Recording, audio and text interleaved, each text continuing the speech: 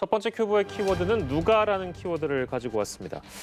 공수처가 윤석열 전 검찰총장 수사 착수 3개월 만에 핵심 참고인을 소환하는 등 수사를 본격화하는데요. 이른바 한명숙 전 총리 모해 위증교사 사건 수사 방해 의혹과 관련한 수사인데 또 고발 사주 의혹과 관련해서는 당시 텔레그램 대화가 추가로 공개돼서 논란입니다.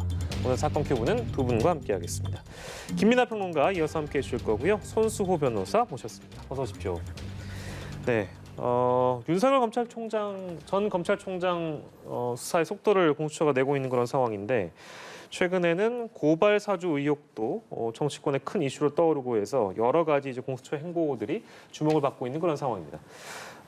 일단 이문정 법무부 감찰 담당관을 참고인 신분으로 조사할 예정인데 소환하는 이유가 어떤 배경이 있다고 봐야 될까요, 평론가님?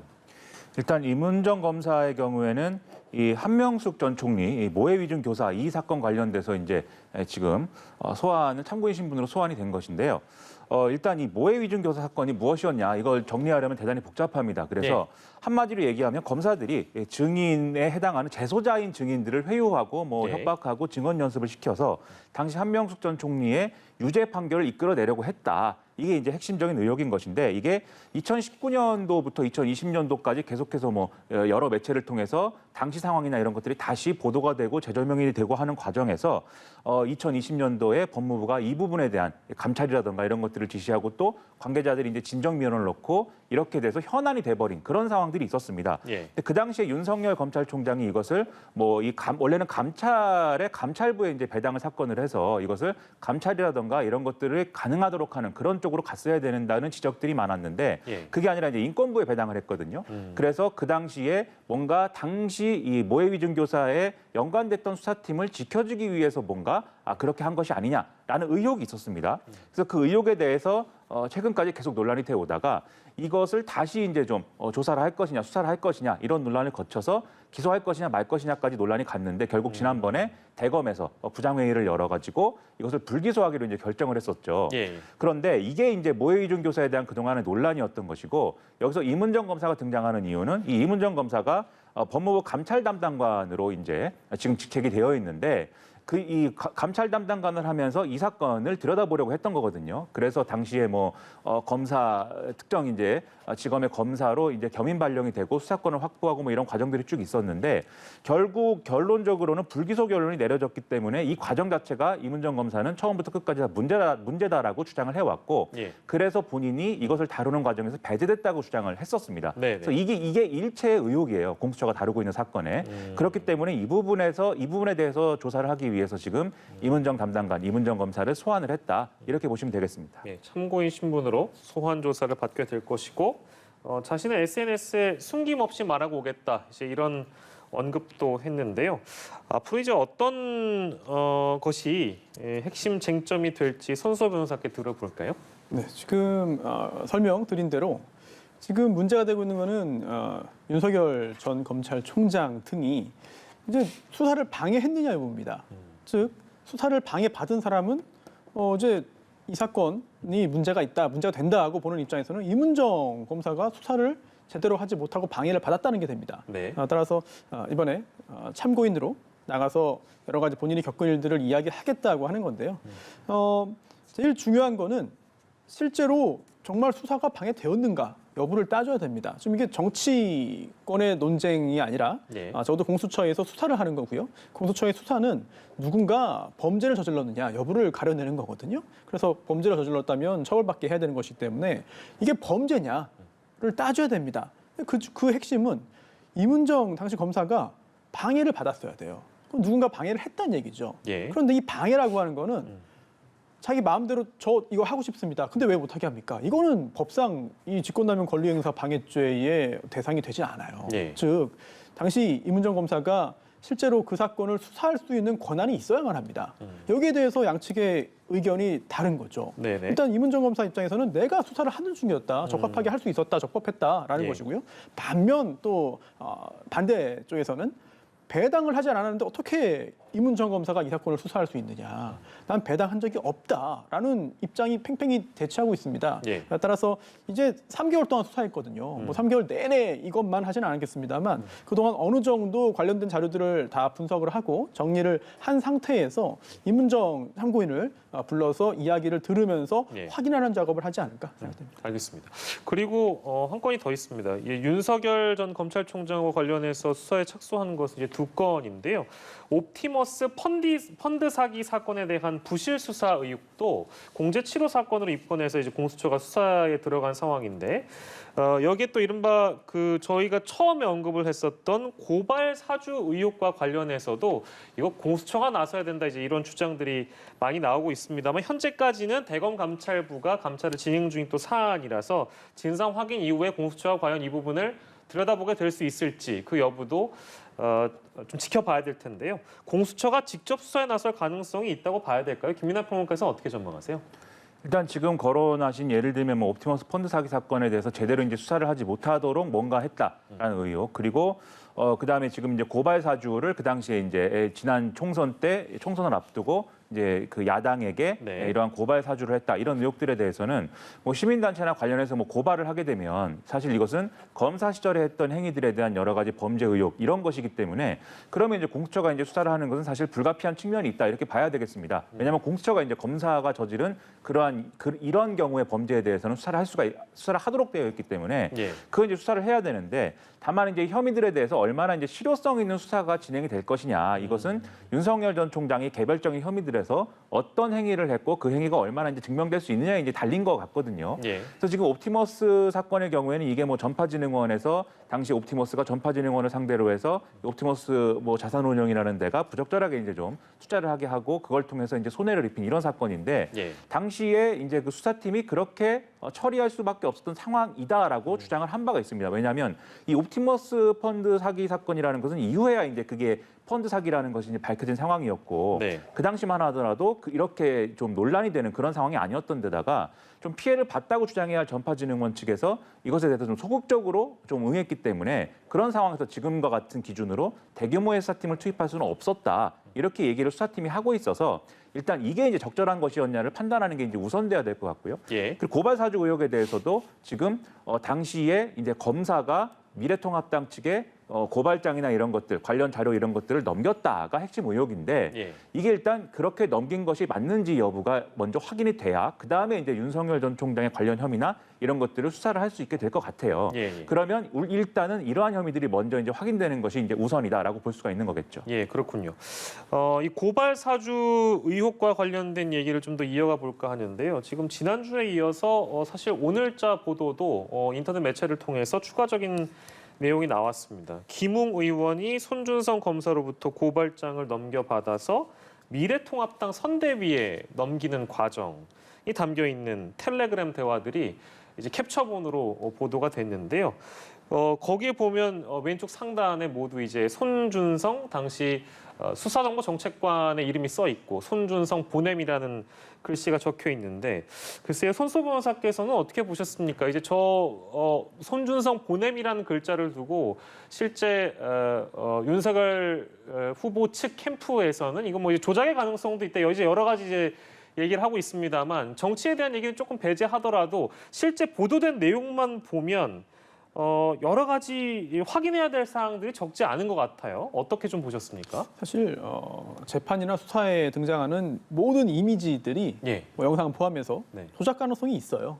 네, 조작 가능성이 없는 이미지가 어디에 있겠습니까? 예. 따라서 이 사건에 있어서도 조작이다라고 주장을 얼마든지 할 수는 있습니다. 네. 다만 네. 과연 실제로 조작되었을 가능성이 어느 정도겠느냐라는 예, 예. 부분에 대해서는 뭐 국민들이 다 비슷한 생각을 하지 않을까라는 생각이 드는데요. 네네. 일단 윤석열 전 총장 측에서 그 증거를 대라라는 입장을 지난 주말에 냈죠. 예. 그러자 해당 매체에서 증거 여기 있다라고 보여준 겁니다. 네네. 그리고 또 이제 일간지를 통해서도 보도가 여러 가지 내용들이 보도가 됐는데 네. 그러다 보니까 이제 다시 한번 윤석열 총장 측에서 이 증거에 대한 구체적인 해명 또는 설명 등을 내놔야 하는 순서가 아닌가 싶은데요. 네네. 어떤 반응이 나올지는 모르겠어요. 조작이다라는 것만으로는 해설이 되지는 않는 것 같습니다. 예. 근데 더 좀 신경을 좀 써봐야 되는 거는 지금 또 이 등장하는 여러 정치인들 사이에도 입장이 좀 다른 것 같아요. 예, 그래서 예. 누군가는 강력하게 반발하고 네. 누군가는 은근슬쩍 뭐 그럴 수도 있지 않느냐, 뭐 그게 뭐가 문제냐라고 하고 있으면서 네. 본인이 지지하는 본인이 서 있는 그런 진영에 따라서 약간씩 좀 대응이 다른 것 같아가지고 예. 현재까지는 이게 법적 사안보다는 약간 정치적인 사안에 머무르고 있는 것 같습니다. 예. 굉장히 좀 흥미롭기도 한데 예. 또 하나는 지금 김웅 의원 같은 경우에도 적극 반발하지 않으면서 사실상의 잠적 또는 잠적에 준하는 회피를 하고 있는데요. 예. 본인은 뭐 그건 아니라고 하고 있습니다만 네. 실제로 고발이 이루어지지 않았기 때문에 이거는 고발 사주라고 부르면 안 된다라고 했습니다만 예.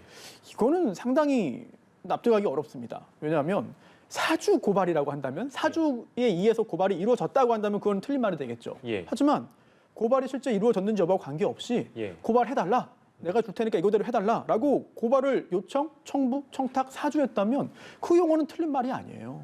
따라서 아무리 판사 생활 오래 하고 검사 생활 오래 하고 변호사 생활 오래 해도 예. 정치권에 들어가고 정치인이 되는 순간 네. 그냥 정치인이구나라는 걸 느끼게 됩니다. 알겠습니다. 저는 텔레그램이라는 메신저를 쓰지는 않습니다만 이 손준성 보냄이라는 어떤 그 글자가 주는 의미라고 해야 될까요? 그러니까 이 텔레그램 방에서는 A라는 사람이 B에게 보내고 나서 B라는 사람이 또 C에게 전달하면 그 전달한 것을 그대로 이제 우리가 이제 긁어 붙여가지고 다른 상대방에게 보낼 때 애초에 처음에 보낸 사람의 글자 그 상대 이름이 맨 처음에 이제 기입이 되기 때문에 손준성 보냄이라는 글자를 결국에는 손준성 수사정보정책기획관이 결국에는 보낸 것이 아니냐라는 의혹이 지금 이 상황에서 제기가 되고 있다고 봐도 무방한 것이죠. 그렇다면. 이게 어떻게 이해를 하시면 되냐면 예, 뭐 텔레그램이라는 메신저를 뭐 전 국민이 쓰고 있는 건 아니니까. 저도 잘 모릅니다. 그래서 그렇죠. 이제 이제 좀 여쭤본 이해가 잘 안 되실 수 있는데 무슨 얘기냐면 예. 이메일은 우리가 많이 쓰지 않습니까? 이메일에 포워딩이라는 개념이 있죠. 예. 그래서 누군가 이제 이메일을 보냈을 때 그것을 다른 사람 이메일로 이제 포워딩, 전달을 했으면 이 전달을 했을 때는 그 이메일, 내가 전달한 이메일이 내가 보낸 이메일로 표기되지 않고 애초에 보낸 사람의 이름이 그 사람이 보낸 메일로 쭉 이제 표기가 되는 그런 상황들이 있습니다. 그게 이제 메시지가 붙어서 가잖아요. 예. 그것과 마찬가지로 텔레그램에서 메시지를 처음에 보냈을 때 그 텔레그램 메시지 자체를 다른 사람에게 전달을 하면 예. 맨 처음에 올린 사람의 이름이 붙어서 이 사람이 처음에 올린 것이다라는 메시지가 붙어서 쭉 전달이 되거든요. 이제 그런 형태로 애초에 손준성이라는 사람이 여기서는 메시지를 보냈고 이 메시지를 김웅 의원에게 보낸 메시지를 김웅 의원이 다른 사람에게 전달을 했기 때문에 그 전달 받은 사람도 손준성 보냄이라는 메시지가 붙어서 자기에게 온 것이다라고 예. 볼 수 있는 이런 그림인 것인데 이게 그래서 이제 말씀하신 대로 만약에 이제 이게 조작이 되려면 예. 지금 윤석열 전 총장 측에서는 이렇게 주장을 하고 있어요. 이 손준성 보냄이라고 할 때 손준성이라는 이름은 결국 그 핸드폰에 이제 등록된 즉 텔레그램 메신저에 손준성으로 등록된 사람을 의미하는 것이지 검사 손준성을 의미하는 것이냐의 여부는 또 다른 문제 아니냐. 동명이인일 수 있다는 얘기잖아요. 뭐 동명이인이든지 아니면 처음부터 이 모든 것을 계획한 어떤 누군가 제3자일 그렇죠. 수도 있다. 그렇죠. 어떤 악당이 예, 이 모든 상황을 이미 2021년도에 논란이 될 것을 다 예상하고 예. 그때 이미 손준성이라는 이름을 사용해가지고 처음에 보냈을 수도 있는 거 아니냐. 지금 이렇게 의혹 제기를 하고 있는 것인데 예, 예. 제가 볼 때는 개연성이 없다고 볼 수 없지만 다소 설득력은 좀 떨어지지 않나 이렇게 좀 그런 생각이 좀 듭니다. 예, 알겠습니다. 그리고 하나만 더요. 그리고 이제 그 캡처본에 보면은 김 의원이 이런 고발장 파일 등을 미래통합당 선대위 관계자한테 일단 전송을 한 뒤에 어떤 언급을 하냐면 확인하시면 방 폭파. 그러니까 이 방을 폭파하라, 없애라 이제 그런 의미가 되겠죠.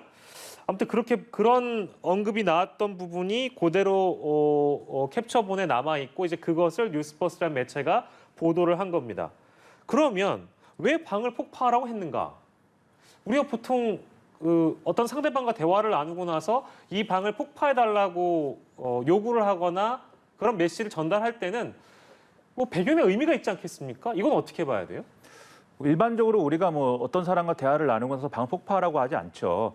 그것도 다 소중한 추억이고 기록인데 그걸 남겨놓는 것이 이제 메신저의 역할이지 그것을 폭파하는 게 메신저의 역할은 아닙니다. 예. 다만 그래서 이제 여기서 우리가 추정을 할 수밖에 없는 것인데 일단은 폭파해라라고 한 것은 이게 남아있을 경우에 나중에 문제가 될 수 있다 이런 생각을 한 거 아니겠습니까? 예. 여기서 문제라는 것은 뭐 예를 들면 이게 일종의 이제 문제가 없는 자료라고 하면 두고두고 이제 보다가 필요할 때 꺼냈을 수도 있는 이런 자료일 것인데 네. 그게 아니다. 뭔가 떳떳하지 않은 맥락이 있다. 라는 것을 본인이 인지했기 때문에 전달받고 나서 폭파해라 이렇게 얘기했을 가능성이 있고요. 예, 예. 더 나아가서는 혹시라도 이것이 법적 문제로 불거져서 수사를 받거나 할 때 이 핸드폰을 예를 들면 압수수색을 받는다거나 할 때 이게 텔레그램의 경우에는 서버에 남은 메시지를 지금 수사기관이 압수수색할 수는 없기 때문에 예. 결국 핸드폰에 남아있는 메시지를 토대로 수사를 해야 되거든요. 그런데 이 경우에 방을 폭파, 즉 이 메시지가 오고 간 기록 자체를 지웠을 경우에는 예. 이걸 복구하기는 어려울 것이다. 이렇게 생각을 하기 때문에 예. 이런 맥락에서 방을 폭파하라고 한 게 아닌가 좀 이렇게 추정이 되고 있는 거죠. 그래서 예. 즉 김웅 의원은 이 메시지의 어떤 위법성이라든가 이런 것들을 아마도 인지했을 것이다라고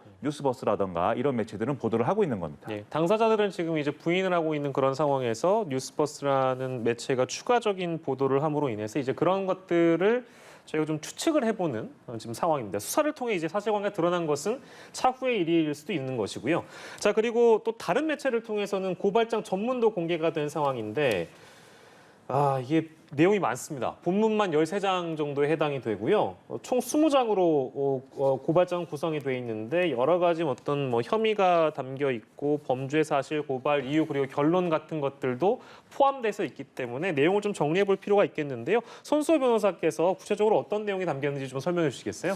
고발장은 그 범죄의 피해자가 아닌 제3자가 저 범죄 저지른 사람을 처벌해 주십시오. 네. 라고 이렇게 요청하는 그런 서면입니다. 그러면 이거 역시 범죄가 드러나야 돼요. 예, 예. 어떤 죄를 범했기 때문에 처벌해달라고 하는 것이냐. 공직선거법 위반입니다. 네. 그럼 누가 그 죄를 범했다고 주장하는 것이냐. 이제 여권 인사들이에요. 예. 특히 열린민주당 소속으로 범여권인 열린민주당 소속으로 당시 총선에 출마한 뭐 최강욱 현 의원 등을 비롯한 여권 인사들이 공직선거법을 위반했다는 예. 주장인데요. 그럼 어떻게 위반했다는 것이냐? 예. 이게 그 이른바 권한유착이 여기서 벌어졌다는 겁니다. 뭐 인터넷 매체 그리고 또 지상파 방송사 등을 포함해서 이렇게 함께 공모했다는 거죠. 공모해서 뭐 사실을 왜곡해서 보도해서 자기들이 당선되기 위해서 이제 꾸며냈다는 예. 건데 그 과정에서 검찰에 대한 허위 비방 보도가 이루어졌다는 게 핵심입니다. 그러면서 이렇게 고발을 하는 이유에 대해서도 상당한 부분의 분량을 할애했어요. 예. 그런데 그 내용이 사실 핵심은 아닙니다만 윤석열 당시 검찰총장을 비롯한 그 측근들의 당한 여러 가지 수모라든지 예, 예. 또는 정치적인 공격, 그로 인한 피해 등등을 호소하는 내용들이 상당히 담겨 있습니다. 예. 자, 이런 내용을 볼 때 도대체 누가 만약에 가정입니다. 예, 예. 만약에 정말 윤석열 전 총장 측에서 이런 거를 초안을 만들어서 당시 미래통합당을 통해서 고발이 이루어지도록 시도한 것이라면 예. 자신들에 대해서 자신들의 억울함을 그렇게 우회 경로를 통해서 자신들이 수사하기 위한 어떤 그 계기를 마련하기 위한 것이기 때문에 그 예. 내용 자체가 그랬구나라고 납득이 되는 것이고요. 네네. 또 반대로 전혀 그런 게 없고 제3의 인물이 고발장 초안을 작성했을 뿐이다라고 한다면 그거 역시 예. 당시 윤석열 검찰에 대한 여러 가지 모함이라든지 네. 사실 왜곡, 비방 등에 대해서 안타까워하면서 그런 내용도 적을 수가 있는 것이거든요. 예, 예. 그래서 어느 쪽이든 다 해석은 됩니다. 다만 중요한 건 여기에 있었던 게 특별히 이 피고발인을 빨리 조사해달라. 예. 특히 당시 그 총선 그 공식 선거운동 기간이었어요. 전달된 게 두 번째 날이었거든요.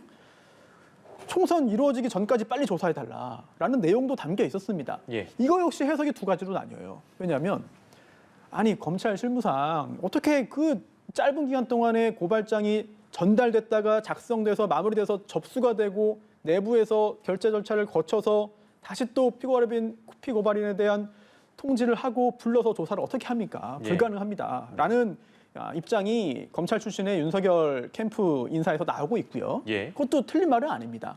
하지만 이거 역시 또 반대로 해석할 수 있어요. 왜냐하면 당시 이 고발장 초안에 보면은 이게 단순히 뭐 검찰 이렇게 써온 것도 아니고요. 예. 대검찰청 이렇게 쓴 것도 아니고요. 예. 특별히 지목을 했거든요. 직위를 지목을 했습니다. 예. 그렇다면 이미 거기까지 얘기가 다 된 거 아니냐. 그래서 접수만 되면 일사천리로 빨리빨리 진행을 하겠다는 예. 계획이 있었거나 아니면 그렇지 않다더라도 고발장 제출 사실 또는 접수 사실을 언론에 흘림으로써 결국은 그로 인해 총선에 일종의 영향을 미치려는 계획까지는 수립한 거 아니냐. 예. 여러 가지 해석들이 가능한데요. 예. 이거는 바탕은 법률이고 수사입니다만 예. 해석은 사실 정치의 영역에 여전히 속해 있는 것 같습니다. 예, 예. 말씀하시면서, 그러니까 이게 참 그 저희도 이 내용에 대한 뭐랄까요 추측이 추측만 지금 할 수 있는 상황이라서 그럴 수도 있지 않았겠느냐. 그리고 또 반대쪽에서는 또 부인하고 있으니까 그쪽의 의견을 또 마찬가지로 실어 드리느라고 그쪽도 이제 그런 주장이 가능하다라는 뭐 어떤 가능성의 영역은 저희가 말씀드릴 수 있는데 그렇기 때문에 오늘 바로 국회에서는 긴급 현안 질의까지 이어지고 있는 그런 상황입니다. 자, 그리고 이 인터넷 매체가 어떻게 문제의 어떤 문건을 확보했겠는가 그것 또한 관심인 것이 뭐 언론에 종사하시는 분들 내지는 이렇게 방송에 많이 출연하시는 분들도 이 보도를 보고 나서 이런 문건들을 어떻게 확보했을까라는 궁금증이 처음엔 들었잖아요. 근데 뭐 처음에는 뭐 이제 김웅 의원 얘기도 나오긴 했는데 김웅 의원이 실수를 해서 이 문건이 세상에 공개된 게 아니냐라는 해석이 좀 지금 시기에선 가장 무게가 실리고 있는 것 같아요. 그건 이유가 무엇일까요? 한마디로 얘기하면 방을 폭파하라고 했는데 네. 그 방의 폭파라는 게 한쪽에서만 되고 다른 한쪽에서 되지 않았다면 즉 보낸 사람 방만 폭파되고 예. 받은 사람의 방은 그대로 남아 있었다면 그래서 이제 방은 폭파가 안 된 것이죠 사실. 그래서 지금 이제 이 뉴스버스에서 이 의혹을 취재한 기자는 아마 그런 상황이 아니었나 추정을 하고 있는 건데요. 예. 오늘 이제 MBC 라디오 인터뷰에 나와서 그 당시의 상황을 이렇게 설명을 했습니다. 국민의힘 측 인사, 지금 국민의힘 측 인사와 만나가지고 여러 가지 대화를 하다가 예. 그 당시 그런 일이 있었다라는 사실이 거론이 됐는데 네. 그 당시에 그러한 김웅 의원과 나눴던 대화라든가 이런 것들이 당시에 보니까 쭉 남아 있었다. 그런데 그 대화를 처음 봤을 때는 이것이 뭐 문제가 되겠는가라는 이제 의문을 가져서 뭐 이렇게 좀 중요한 건이 아니다라고 생각을 했지만 실제로 이 메시지를 처음에 보낸 손준성이라는 사람이 검사임을 알았고 예. 그리고 이 굉장히 중요한 직책에 있는 검사이다라는 것이 이제 좀 인식이 된 이후에 상당히 속도감을 가지고 취재에 들어간 것이다. 이렇게 설명을 하고 있는 거거든요. 예. 결국 이게 김웅 의원이 뭐 방을 폭파하라고 지시했다. 그리고 국민의힘에서 이것을 어쨌든 이런 상황들을 인지하고 있다라고 할 때 이걸 어떤 맥락으로 서로 생각하고 있었는지가 굉장히 중요할 수밖에 없는 그런 사건인 겁니다. 그래서 예. 앞서 변호사님 쭉 말씀하셨는데 뭐 의심하기로는 지금 고발 사주 이렇게 의심을 하고 있지만 이게 왜냐하면 또 핵심 의혹 중에 뭐 명예훼손이라든가 이런 것들도 들어가 있지만 예. 방점은 공직선거법 위반에 찍혀 있는 것 같다. 이렇게 지금 분석이 되고 있거든요. 오늘 한겨레 보도도 그렇고요. 예. 그렇다면 이제 이것을 검찰이 윤석열 검찰총장의 유리한 방식으로 좀 핸들링하기 위한 그러한 이제 고발 사주가 아니었느냐 이렇게 판단할 수 있는 대목이고 더 나아가서는 예. 4월 3일이라는 시점이 또 중요한 게 이 4월 3일 날 고발장에 전달된 걸로 되어 있는데 이전까지는 이른바 채널A 사건에 대해서 그 채널A 사건에서 이철씨 대리인이 그 전에 이제 좀 언론에서 나왔던 제보자 X이다라는 게 이전까지는 드러나지가 않았었습니다. 근데 4월 3일 날 이 제보자 X였다라는 게 보도가 나오면서 예. 그 당시에 총선 전국이었던 미래통합당이 이것은 공영방송을 활용한 여당의 어떤 공작이다라고 주장을 하고 나서거든요. 예. 예. 그래서 일종의 여러 가지 분위기의 전환이 이루어지던 바로 그 시점이었기 때문에 네. 이게 고발을 사주한 것 이상의 예. 어떤 선거 개입이라든가 예. 이런 맥락이 있는 것도 아니냐라고 지금 여당에서는 주장을 하고 있어요. 그래서 이게 김웅 의원의 어떤 실수로 시작된 것이다 뭐라고 얘기할 수 있겠지만 예. 결국은 핵심은 이 사건이 어떤 맥락인 것으로 당사자들에게 공유가 되었느냐 이게 앞으로도 핵심일 것 같습니다. 예.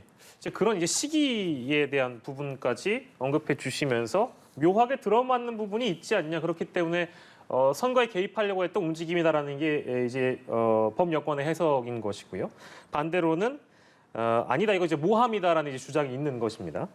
조금 상황을 지켜봐야 될 그런 부분들이 적지 않은데요. 아까 말씀드린 대로 국회 법제사법위원회에서 긴급 현안 질의를 진행 중에 있는 상황이고요. 이제 이 자리에서는 또 어떤 언급들이 나올지 저희도 또 주시해 볼 텐데 향후에 어떤 것들이 변수가 될 수 있겠는가 마지막으로 좀 정리를 하고 저희가 다음 주제로 넘어가야 될 것 같습니다. 대검감찰부에서는 지금 진상조사가 이루어지고 있고요. 차후에 이제 그 결과에 따라서 공수처 수사도 이루어질 수 있는 것이고 여러 가능성이 열려 있는데요. 손수 변호사께서 어떤 것들이 변수가 될 거라고 보세요? 지금 단계에서 곧바로 수사를 진행할 수는 없습니다. 따라서 수사가 아닌 진상조사, 대검에서 실시하는 진상조사, 또 네. 법무부도 역시 마찬가지고요. 이런 수사는 아니지만 여러 가지 좀 조사를 통해서 사실관계를 좀 더 구체화한다면 그 후에 좀 더 국민들에게 여러 가지 정보가 드러나지 않을까, 전달되지 않을까라는 생각이 드는데요. 네. 그러면 이게 수사가 아닌 상황에서 지금 관련자들은 다 검찰 출신입니다만 검찰 조직을 떠났어요. 그리고 지금 검사로 남아 있는 거는 지금 화면에 나오고 있는 손중성 검사입니다. 예. 지금 그 지난주부터 이제 휴가를 내가지고 또 오늘도 그렇고 휴가 중이긴 합니다만 검사직이거든요. 현재 검사입니다. 따라서 이 대검 또 법무부의 조사에 응할 수밖에 없겠죠. 그 작업을 통해서 그게 이루어진다면 아마도 보다 더 구체적인 내용들이 전달되지 않을까라는 생각이 들고요. 또 아마도 뭔가 이 사실을 이제 숨겨야 되고 파장을 더 축소해야 되는 쪽에서는 정말 여러 가지로 지금도 노력을 하고 있을 겁니다. 예. 또 반대로 이거를 더 크게 만들어야 하고 또 활용해야 되는 쪽에서는 어떻게든 키우기 위해서 또 여러 가지 궁리를 또 할 겁니다. 이거 역시 그 핵심은 이제 본질은 법적인 사안이고 또 수사와 또 경우에 따라서는 판결로 가겠습니다만 예. 그 과정에서 정치권이 팽팽히 맞서는 상황에서 여러 가지 또 영향력이 행사될 수 있거든요. 예. 그런 게 다 종합적으로 다 고려되고 영향을 준 다음에 나타나는 결과가 최종 수사 결과이기 때문에 앞으로 어떤 결과가 만들어져서 나올지는 예. 지금 상황에서는 단정하기는 약간 이른 것 같고요. 조금 예. 더 지켜봐야 될 것 같습니다. 알겠습니다. 어떤 상황으로 전개가 될지 저희도 마찬가지로 함께 지켜보겠습니다.